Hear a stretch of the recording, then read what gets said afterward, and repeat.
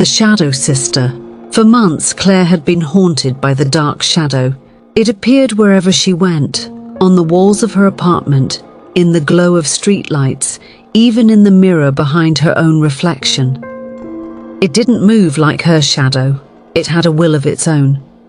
Sometimes it lingered, stretched unnaturally long. Other times it darted away, but it never left her alone. At first, Claire thought it was her imagination. Then, fear consumed her as she realized it was real. No matter where she ran, the shadow always found her. Desperate for answers, Claire started researching hauntings, speaking to spiritualists, and combing through family history. One night, with trembling hands, she confronted the shadow. "Who are you? What do you want?" she whispered, her voice quivering.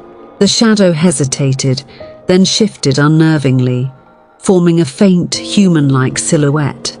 Claire's mother had once told her a tragic story of an older sister who had died during childbirth, a life snuffed out before it began.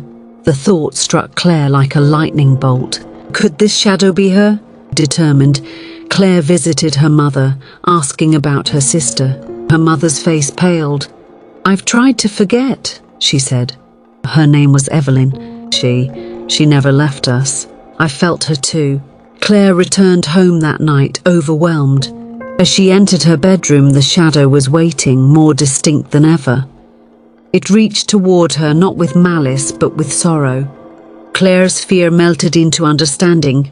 "You're Evelyn, aren't you?" she said softly. The shadow didn't move. But then, in the faintest voice she heard, "I'm sorry." Tears streamed down Claire's face. Evelyn had followed her not to harm her, but to stay close, desperate for a bond she'd never had in life. From that night on, the shadow still followed Claire, but it no longer filled her with fear.